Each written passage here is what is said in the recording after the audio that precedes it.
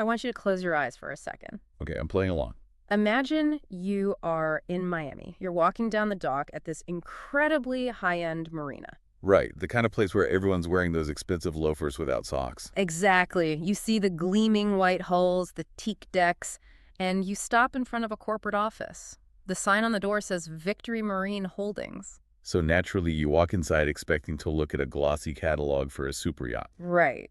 But instead of a boat, the guy behind the desk hands you a can of root beer. which is quite the pivot. It is. And he tells you with a completely straight face, this isn't just soda. This is ancient plant matter that's going to fix your gut.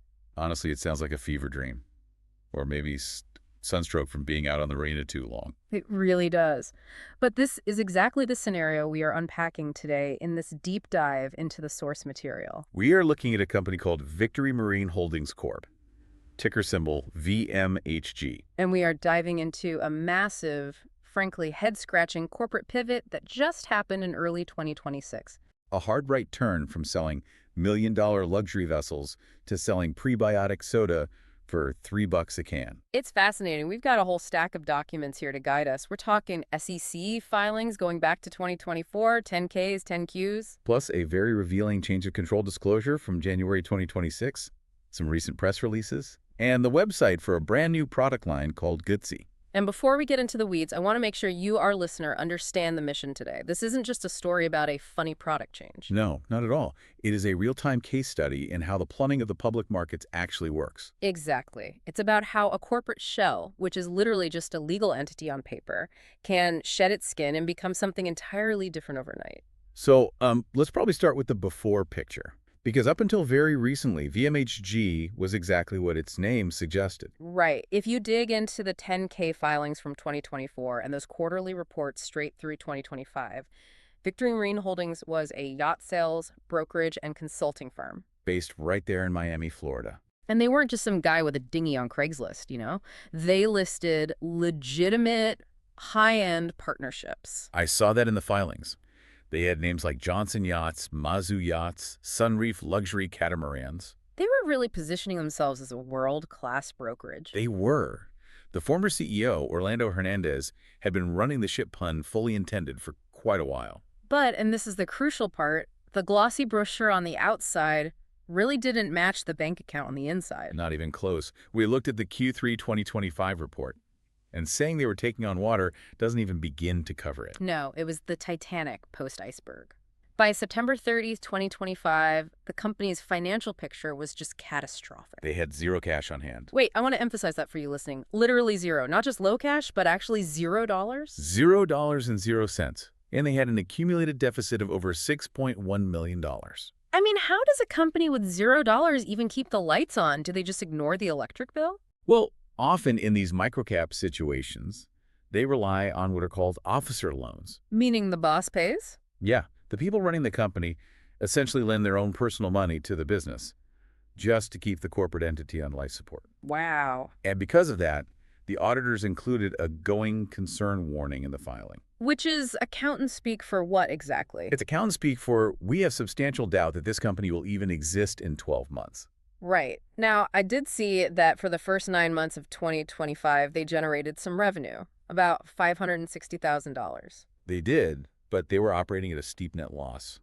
The cost of goods sold and operating expenses were just eating them alive. So you have this entity, Victory Marine. It is technically a public company. It has a ticker symbol you can type into your brokerage app right now. But functionally, it's a zombie. A zombie with $6 million in debt. Exactly. It was a public shell with a massive for sale sign taped to its forehead. Which brings us to the main event, the transaction. January 29, 2026. Someone actually decided to buy the zombie. This is the massive turning point in the documents. On that day, a change of control event occurred. Orlando Hernandez, the yacht guy, sold his controlling interest in the company. He essentially handed over the keys to the kingdom. He sold 20 million common shares. Okay. But more importantly, and you really have to listen to this closely, he sold 60,000 Series A preferred shares. Let's pause right there. For the listener who doesn't spend their day reading stock bylaws, why do we care about those 60,000 shares? 20 million sounds like a lot more. It does, but the Series A is the golden key here. In a lot of these penny stock structures, Preferred shares carry super voting rights. So they punch way above their weight class. Exactly. It completely ignores how many common shares are out there held by regular retail investors. If you hold the Series A, you might instantly have 51% or even 60% of the voting power. You control the board. You control the board, you control the company. So whoever holds those specific shares is the captain, regardless of what anyone else thinks. Precisely. So who bought them? And for how much? Because I feel like the price tag tells the whole story of this company's desperation. The buyer was an entity called Red Gemini LLC. It's controlled by a man named William Shane Dunn. Okay. And the price for absolute total control of this publicly traded company was $150,000. $150,000. Yes. I mean, that is a nice sedan, maybe a down payment on a house in a mid-sized city, but for an entire publicly traded company, that seems incredibly low. It just highlights the sheer distress the company was in. Yeah. When you buy a shell like this, you aren't paying for assets. Right, because there's no cash. Exactly. You clearly aren't paying for cash flow. You are paying purely for the structure. You're paying for the ticker symbol. So William Shane Dunn takes over as chairman, but he brings in a new CEO to actually run the show. And this is where the yachts officially sail into the sunset. Enter Robert J. Gruss. Right. Effective February 24, 2026, Robert Grew becomes the CEO. And looking at the press release accompanying his announcement, it's abundantly clear this man is not a boat guy. Not a boat guy at all. He's a beverage guy through and through. The documents describe him as having extensive experience scaling consumer-driven brands. But what really stood out to me, and this is arguably the most important phrase in the whole stack of sources, was the mention of the Grew Distribution Group. Yeah, I circled that in red. Because having a great soda recipe is one thing. I could probably make a decent soda in my kitchen. Sure you could.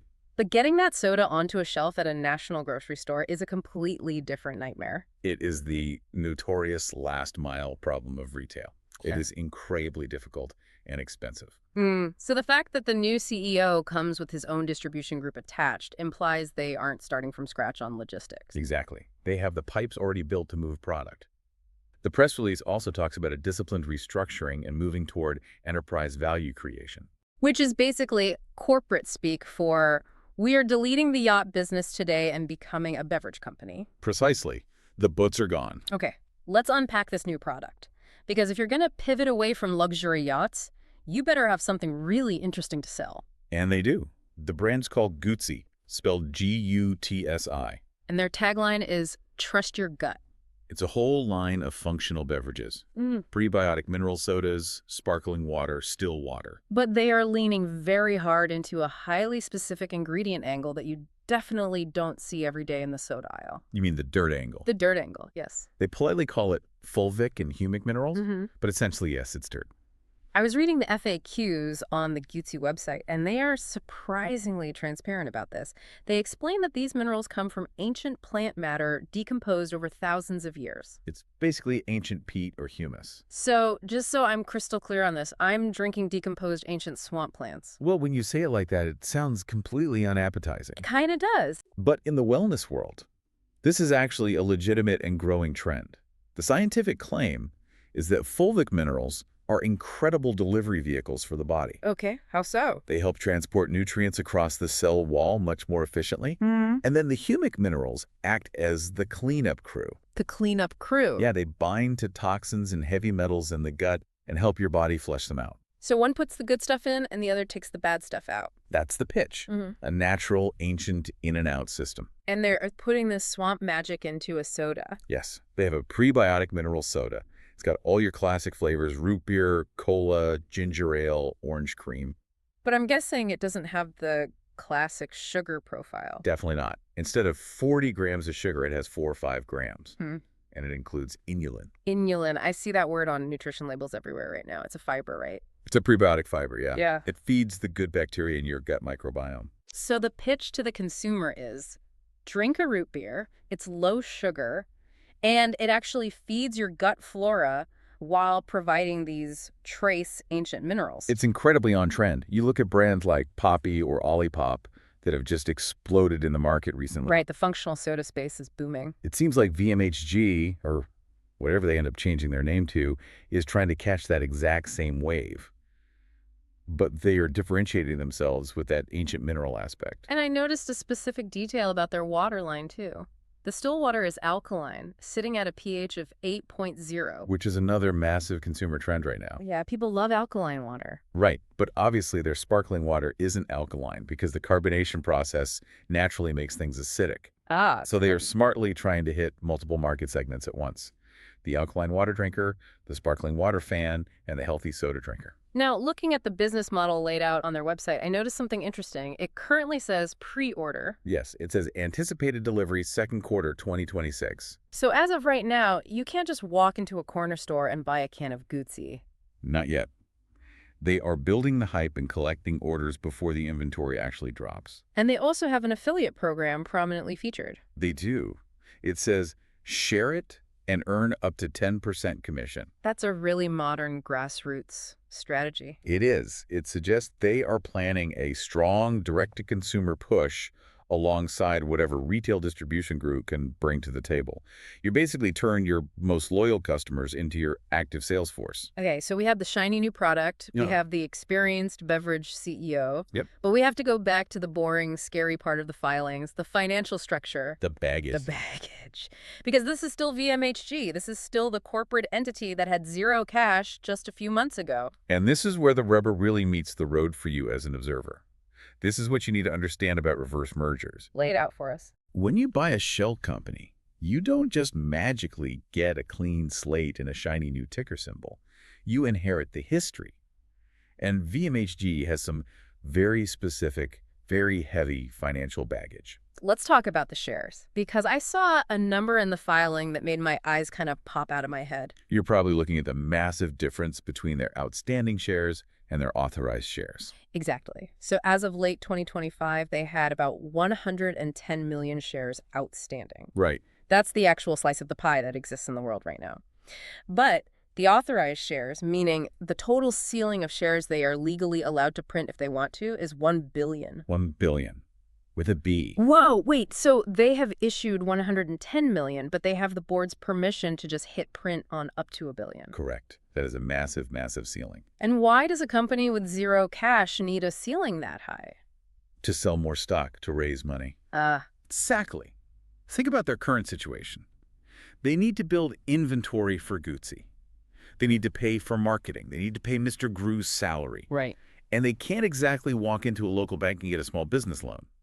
No bank is going to lend money to a company with a $6 million deficit and zero current revenue. So their stock is literally their only currency. It is. So they print new shares and sell them to investors to get the cash they need to survive. But if you're a retail investor holding the stock today and they print another 500 million shares tomorrow to pay for soda cans, your slice of the pie gets microscopic. That is the textbook definition of dilution. So that's risk number one. What about the debt itself? I saw multiple mentions of convertible notes in the 10Q. This honestly sounded like a trap to me. It is a classic feature of penny stocks. In the industry, it's often referred to as death spiral financing. That is a completely terrifying name for a financial instrument. How does a death spiral work? So VMHG owes money to third-party lenders, right? Okay. Entities like Greentree Financial Group are mentioned in the filings. Okay. But this isn't like your mortgage where you just pay a fixed interest rate every month. These lenders have the contractual right to convert the debt the company owes them directly into company stock. Okay, but at what price do they get that stock? That's the kicker. That's what causes the spiral. The filings mention conversion terms that are often set at a significant discount to the current trading price. Like how much of a discount? Sometimes 50% of the lowest trading price over the last few weeks. Ouch. So let me get this straight. If the stock is currently trading at 2 cents on the open market, the lender can say, hey, convert my debt into shares at 1 cent. Right. They get the shares at a 50% discount instantly. And then what do they do with them? They immediately dump them on the open market at 2 cents for a 100% risk-free profit. But wait, if they suddenly sell millions of shares on the market, the sheer supply pushes the overall stock price down. Exactly.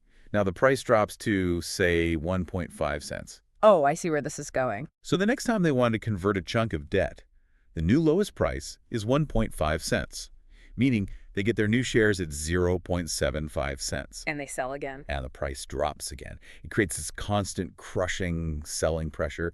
It essentially keeps an artificial lid on the stock price. And the Q3 2025 filing showed they still had these convertible notes on the books. Yes. So even with this exciting new soda launch, that toxic financial machinery is still humming away in the background. It's like trying to run a marathon while dragging a boat anchor behind you. Precisely. A yacht anchor, in this case. Very fitting. However, despite all that, the market seems to be reacting somewhat positively to the news. It is. I saw a price quote from February 2026, right around the time the new CEO was announced. Yes, the stock was trading around 2.5 cents. That was up about 8.5%. Now, obviously, that's still deep, deep in penny stock territory. But it shows that some investors out there are buying into the turnaround story. They are. They're making a calculated bet that GRU and the prebiotic soda are ultimately worth more than the ashes of the old yacht business. So let's try to synthesize all this source material, connect the dots for us. Sure. Why do this at all? If Robert GRU has this amazing distribution network and this cool ancient mineral soda idea, why buy a broke, debt-ridden yacht company? It's a great question. Why not just start a private company from scratch? Or, do a regular IPO like a normal startup? It all comes down to two things: speed and liquidity. Those are the primary drivers for a reverse merger. Break that down for us. Start with speed. Doing a traditional initial public offering takes a very long time. You need teams of lawyers, you need auditors, you have to go on expensive roadshows to pitch institutional investors. It's a whole circus. It is. It takes 12 to 18 months easily, and it costs $1 million minimum just in fees. Wow. But buying a public shell, even one with a bit of toxic debt, is a massive shortcut. You get a live ticker symbol immediately. It's basically like buying a nasty fixer-upper house just because you really want the plot of land it sits on, rather than going through the permitting nightmare of building from scratch on raw land. That's a perfect analogy. Yeah. They bought the house, VMHG. Sure, it has a leaky roof, which is the debt, and it has some really ugly wallpaper, which is the old yacht business. Right. But the house is already sitting on the public market street. Now they're just gutting the inside, again, pun intended, with gutsy, and installing a modern beverage business. Okay, that makes sense. And what about the liquidity part? If you start a private company, it's notoriously hard to raise money. You have to go begging to venture capitalists, and they take a huge chunk of your equity. True. But a public company, Yeah. you instantly have a currency, your stock. Yeah. If GRU wants to acquire another small beverage brand later, he can pay them in stock. Oh, that's clever. If he wants to hire top-tier marketing talent, he can offer them stock options that actually have a daily market value. Gives them financial tools that a private startup just doesn't have. But the challenge he's facing is still absolutely massive. Oh, it's a mountain. They have to launch an entirely new brand in a fiercely competitive consumer market. They have to actually manufacture the physical product, which requires hard cash they don't currently seem to have. And they have to somehow navigate that balance sheet deficit of $6 million without diluting the stock to zero.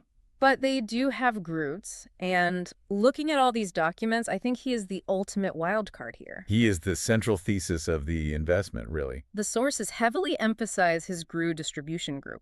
If he can actually leverage those relationships and get Gutsy into, say, 7-Eleven or Whole Foods or Walmart quickly, that completely changes the math, doesn't it? Completely. In the beverage game, distribution is literally everything. Right. You can have the absolute best-tasting, healthiest soda in the world, but if you can't get it physically onto the delivery truck and onto the grocery store shelf at eye level, your company dies. So it's all about logistics. Yes. If GRU keeps his word and uses his existing networks to fast-track Gutsy's retail presence, they might generate revenue fast enough to actually grow their way out of those debt problems. Enterprise value creation, just like the press release promised. Exactly. They are betting that the Gutsy brand, once scaled nationally, is worth tens or maybe hundreds of millions of dollars. If that happens, paying off a $6 million deficit becomes just a minor rounding error. But that is a very, very big if. A massive if. It really is a fascinating corporate transformation, though. I mean, just the mental image of it. A stock ticker, VMHG, that for years represented high seas luxury and million-dollar catamarans. And now it represents ancient plant minerals and gut health. It's a real testament to the fluidity of the public markets. The ticker symbol is just a hollow vessel. The cargo inside can change completely overnight. It's the ultimate shapeshifter. So here's the question I want to leave you, the listener, with today. We see these wild pivots happen in the penny stock world somewhat often, right?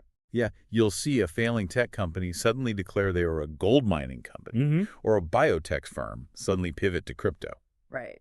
But this one feels a bit more specific. You actually have a seasoned industry operator in Robert Gru's stepping into a very damaged shell. Right. The key variable here is the man, not the shell. But here's what wasn't in the filings and what really makes me wonder about the long-term play here. What's that?